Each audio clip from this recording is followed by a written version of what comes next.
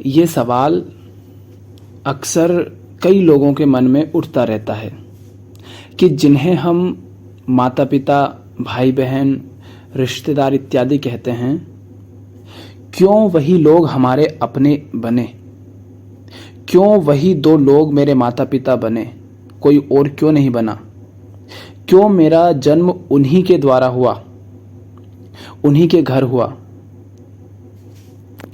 और ये प्रश्न उठने का कहीं ना कहीं मूल कारण यह है कि हमने इन संबंधों के साथ प्रेम को जोड़ दिया है। प्रेम का आधार हमने जन्म को बना दिया है। जो प्रेम खुद अपने आप में प्रत्येक संबंध का आधार होना चाहिए, उसी प्रेम का आधार हमने संबंधों को बना दिया है। ये कहकर कि इन्होंने मुझे जन्म दिया है तो इनसे तो मुझे प्रेम करना ही होगा, ये मेरे बच्चे हैं इसलिए इनसे तो मुझे प्रेम होगा ही, ये मेरे भाई बहन हैं इसलिए मुझे इनसे तो प्रेम होगा ही, क्योंकि हमारा सबका तो आपस में जन्म का, खून का संबंध है, इसलिए यही मेरे अपने हैं और इसीलिए तो हम में एक दूसरे के प्रति इतना प्रेम, इतना लगाव, इतनी फिक्र है एक दूसरे की। किंतु वास्तविकता कुछ और है। वो ये कि ये जो सवाल है कि वही लोग मेरे माता पिता क्यों बने, मेरा जन्म उन्हीं के घर क्यों हुआ, ये जो सवाल है, ये प्रश्न उठता ही इसीलिए है क्योंकि जिन्हें हम अपना कहते हैं, जिनके साथ जन्म का, खून का रिश्ता होने के कारण आपस में प्रेम होने की बात हम करते हैं, वास्तव में उन्हीं के साथ मनुष्य का सबसे बुरा, भयानक और हिंसक संबंध होता है।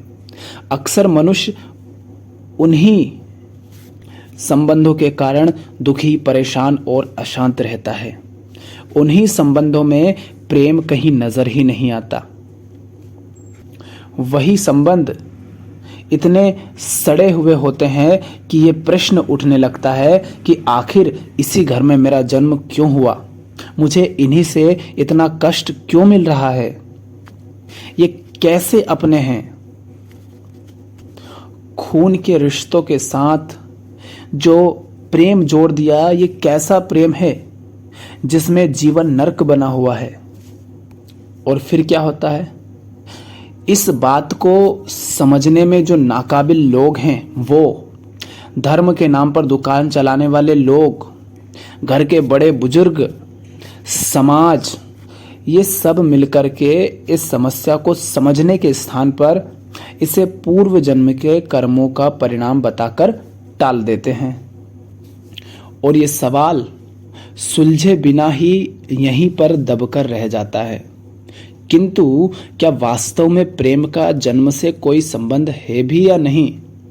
क्या ये निश्चित है कि जिनसे हमारा जन्म का, खून का रिश्ता है, उनसे हमें प्रेम होगा ही होगा? क्या ये जरूरी है कि उनके प्रति आकर्षण व लगाव हमें होगा ही? और क्या ये जरूरी है कि हम सिर्फ उन्हीं से प्रेम कर सकते हैं जिन्हें हम अपने माता पिता, भाई बहन इत्यादि कहते हैं, क्योंकि उनसे हमारा जन्म का संबंध है? तो चलो इस बात को अच्छे से समझते हैं कि ये जो प्रेम, लगाव, आकर्षण, संबंध, ये जो शब्द हैं, इनका जन्म से संबंध है भी या नहीं। कहीं ऐसा तो नहीं कि हम अपने अज्ञान में ही समाज के गुलाम बने हुए हैं। तो चलिए एक यात्रा पर चलते हैं। ध्यान रखना, यात्रा पर चल रहे हैं और यात्रा लंबी होगी। तो ये जो दो लिंग हैं जिन्हें हम स्त्री अथवा पुरुष के रूप में जानते हैं, इनको स्त्री या पुरुष किसने कहा? दो शरीर हैं जो कि जंगल से आए हैं, दोनों की शारीरिक संरचना में कुछ अंतर है, किंतु यह ना तो शरीर पर कहीं लिखा होता है और ना ही शरीर खुद ये कहता है कि यह वाला शरीर स्त्री कहलाएगा और यह वाला पुरुष कहलाएगा। तो स्पष्ट है कि ये जो दो शब्द हैं स्त्री और पुरुष, यह मात्र इन दो भिन्न भिन्न शरीरों को संबोधित करने के साधन मात्र हैं, जो स्वयं मनुष्य द्वारा ही रचे गए हैं। अर्थात समाज ने ही एक शरीर को स्त्री और एक शरीर को पुरुष कहा है। अन्यथा किसी नवजात शिशु को आप अगर ये कभी ना बताएं कि इस तरह के शरीर को स्त्री और इस तरह के शरीर को पुरुष कहा जाता है, तो वह स्वयं से कभी ये नहीं जान पाएगा या कह पाएगा कि यह स्त्री और यह पुरुष है। अतः ये शब्द समाज द्वारा ही रचा गया है, जो कि अमूर्त और काल्पनिक है। क्यों? क्योंकि समाज अपने आप में अमूर्त और काल्पनिक है। समाज स्वयं अपने आप में अमूर्त और काल्पनिक है, तो वो जिस भी चीज की रचना करेगा वो भी अमूर्त और काल्पनिक ही होगी। और कोई भी अमूर्त वस्तु किसी सजीव को, जीवंत को पैदा नहीं कर सकती। अमूर्त से अमूर्त ही निकलता है।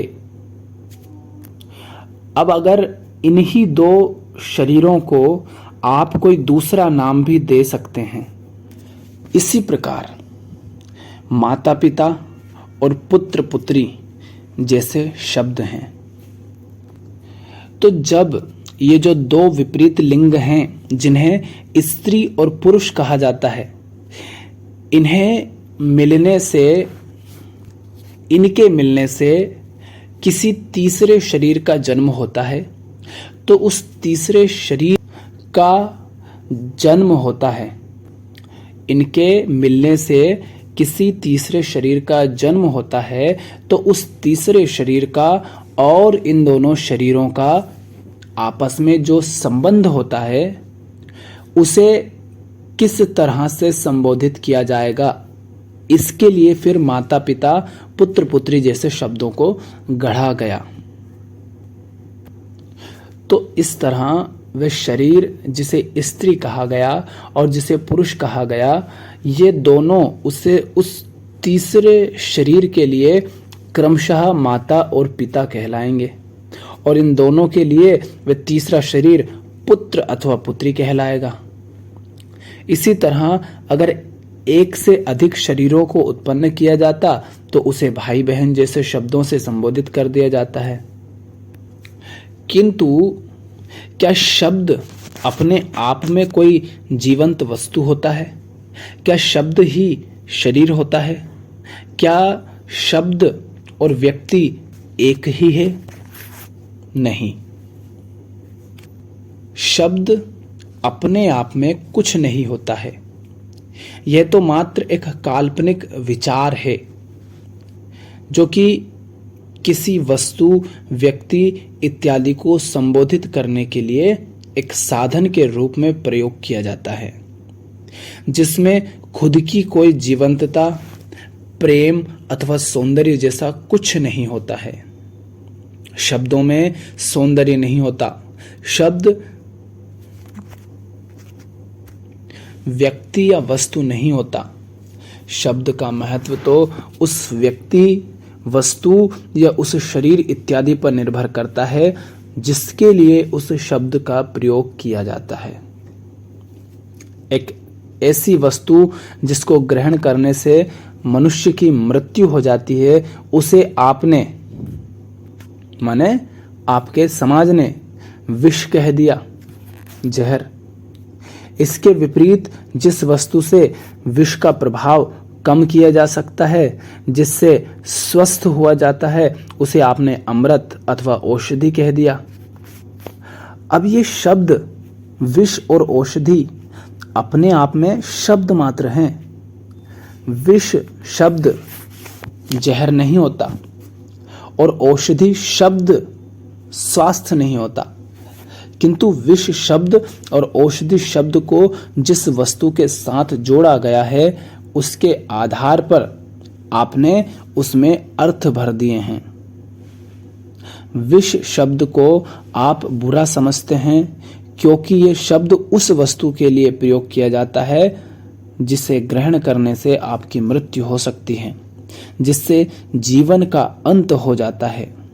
इसके विपरीत औषधि शब्द को आप अच्छा कहते हैं क्योंकि उसका संबंध उस व्यक्ति, उस वस्तु से है जिससे प्राणों का संचार होता है, जिससे आप स्वस्थ रहते हैं। अतः विष और औषधि शब्द का महत्व, ये अच्छा है या बुरा, यह तो उस वस्तु पर निर्भर करता है जिसके लिए आप इन शब्दों का प्रयोग करते हैं। यही शब्द यदि किसी अन्य वस्तु के लिए प्रयोग किया जाए, जैसे विष शब्द का प्रयोग यदि जल के लिए किया जाए, तो आप विष शब्द को सुंदर समझेंगे, उसे अच्छा कहेंगे। और इसी तरह से जो वस्तु आपके कैंसर का इलाज करती है उसे आप औषधि कहते हैं, किंतु उसी वस्तु को यदि आप विष कहें तो क्या इससे वह बदल जाएगी? क्या अब वह इलाज नहीं करेगी? जरूर करेगी, क्योंकि नाम बदल देने से वस्तु नहीं बदलती। वस्तु नाम पर निर्भर नहीं है, नाम वस्तु के लिए रखा गया है।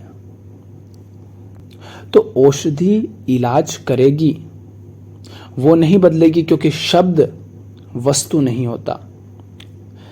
शब्द बदलने से वस्तु नहीं बदलती, किंतु वस्तु के बदल जाने से शब्द का अर्थ बदल जाता है।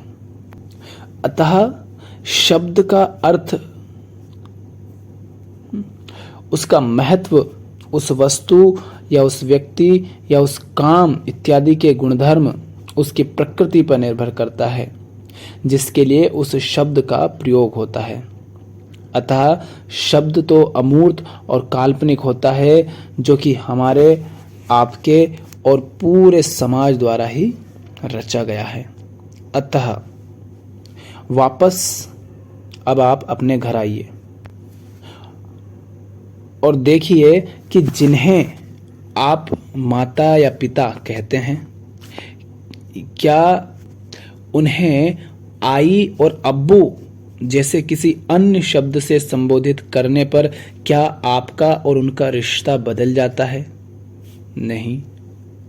आई शब्द का अर्थ अब वही हो गया जो माता शब्द का था, और अब्बू शब्द का अर्थ वह हो गया जो पिता का था। व्यक्ति वही है, बस शब्द बदल गए हैं। आपने देखा होगा अलग अलग जगहों पर माता के लिए अलग अलग शब्द का प्रयोग किया जाता है, जैसे अम्मी, आई, माई, ताई, माँ, अम्मा इत्यादि। मैं खुद अपनी माँ को जी कहकर पुकारता हूं, किंतु शब्द बदलने से ना तो व्यक्ति बदलता है, ना उसका गुणधर्म बदलता है, और ना उसकी प्रकृति बदलती है, और ना ही उसका और आपका संबंध बदलता है। तो अब आप ये समझ गए होंगे कि जिन्हें आप माता पिता, भाई बहन, चाचा ताऊ, बुआ फूफा इत्यादि कहते हैं, उसका अर्थ क्या है। आप समझ गए होंगे कि यह तो शब्द मात्र हैं जो हमारे द्वारा, इस समाज के ही द्वारा रचे गए हैं, गढ़े गए हैं, जिनका अपने आप में कोई अस्तित्व ही नहीं है। अतः जो हमारा मूल प्रश्न था कि क्या प्रेम का जन्म से कोई संबंध है, अर्थात माता पिता, भाई बहन, रिश्तेदार इत्यादि से क्या प्रेम का कोई विशेष संबंध है? तो अभी तक आप यह तो समझ ही गए होंगे कि इन शब्दों का तो प्रेम से कोई संबंध नहीं है। शब्दों के बदल जाने से प्रेम पर कोई प्रभाव नहीं पड़ता, क्योंकि शब्द मात्र काल्पनिक और अमूर्त विचार भर हैं, जिनमें खुद की कोई जीवंतता नहीं है, खुद का कोई सौंदर्य या प्रेम नहीं है, खुद का कोई अर्थ नहीं है। जबकि प्रेम अपने आप में सुंदर, सजीव और जीवंत अनुभूति है। अतः आप माता पिता, भाई बहन, दोस्त, रिश्तेदार जैसे शब्दों का प्रयोग किनके लिए करते हैं, इससे कोई फर्क नहीं पड़ता है, क्योंकि यह तो एक समाज को व्यवस्थित रूप से सुचारू रखने के लिए समाज के ही द्वारा की गई व्यवस्था मात्र है। अतः इन शब्दों का प्रेम से कोई संबंध नहीं है। अब ध्यान से सुनो। अब आप अगर वर्तमान दुनिया की सबसे ऊंची और गगनचुंबी इमारत बुर्ज खलीफा पर चढ़कर दुनिया के सभी मनुष्यों को एक साथ खड़ा करते हैं और उन्हीं में इन लोगों को भी मिला देते हैं जिन्हें आप माता पिता इत्यादि कहते हैं, और चूंकि अब इनके ऊपर से आपने माता पिता, भाई बहन जैसे शब्दों का आवरण, वो जो लेबल था, हटा दिया है, तो नीचे खड़ी मनुष्यों की इस भीड़ में अब प्रत्येक व्यक्ति आपके लिए एक समान हो गया। अब आप ये नहीं कह पाएंगे कि फलाना व्यक्ति मेरा पिता है और अमुक स्त्री मेरी माता है, क्योंकि शब्द आपने दिए थे और आपने ही हटा भी दिए। इस तरह इस भीड़ में ना कोई अपना है, ना कोई पराया है। अतः एक बात बिल्कुल साफ हो गई कि जन्म के कारण अस्तित्व में आए शब्द रूपी संबंधों से प्रेम का कोई संबंध नहीं है। आप बस लंबे समय से उन लोगों के साथ रहे हैं, इसलिए भीड़ में भी आप उनके चेहरे पहचान सकते हैं। किंतु यदि ऐसा ना हुआ होता, आप उनके साथ ना रहे होते, तो यह उनके या आपके शरीर पर कहीं नहीं लिखा है कि वो आपके माता पिता हैं, रिश्तेदार हैं। अतः आप उन्हें भी नहीं पहचान पाते। किंतु एक प्रश्न फिर भी ये उठता है कि यदि आपको उन्होंने जन्म दिया है, आप उन्हें जानते हैं, आपका और उनका खून का और जन्म का रिश्ता है, तो उनके साथ और दुनिया के अन्य लोगों के साथ आपके संबंधों में अंतर होता है। दोनों के बीच एक भावनात्मक भेद होता है। तो जिन्हें आप माता पिता, भाई बहन, रिश्तेदार कहते हैं, उनके प्रति ये जो लगाव है, ये जो आकर्षण होता है, ये जो मोह होता है, क्या यही प्रेम है? और क्या ये मोह और आकर्षण जन्म से संबंधित है? एक दूसरे के प्रति ये जो खिंचाव है, ये अपनापन, क्या जन्म के कारण ही होता है? तो अभी तक हमने क्या समझा कि शब्द का प्रेम से कोई संबंध नहीं होता है। फिर बात आती है शारीरिक संबंध की, क्योंकि शरीर तो हमें उन्हीं से मिला है। तो क्या जन्म का शरीर का प्रेम से कोई संबंध होता है? क्योंकि जिस तरह से हम समाज में जीते हैं, जन्म के कारण जिनसे हमारा संबंध होता है, जिन्हें हम अपना कहते हैं, उन संबंधों में प्रेम कहीं होता नहीं है। किंतु फिर भी माता पिता, भाई बहन, अपने रिश्तेदार इत्यादि के बीच जो भी जैसा भी संबंध होता है, उसे हम प्रेम कह देते हैं, और इस प्रेम के नाम पर सदा एक दूसरे का शोषण करते रहते हैं, हिंसा और अत्याचार करते रहते हैं। तो प्रेम क्या है? क्या जन्म और शरीर से प्रेम का कोई संबंध होता है? क्या सिर्फ जन्म और शारीरिक संबंध होने से कोई अपना हो जाता है? क्या खून के रिश्ते होने से प्रेम या आकर्षण स्वतः ही आ जाते हैं?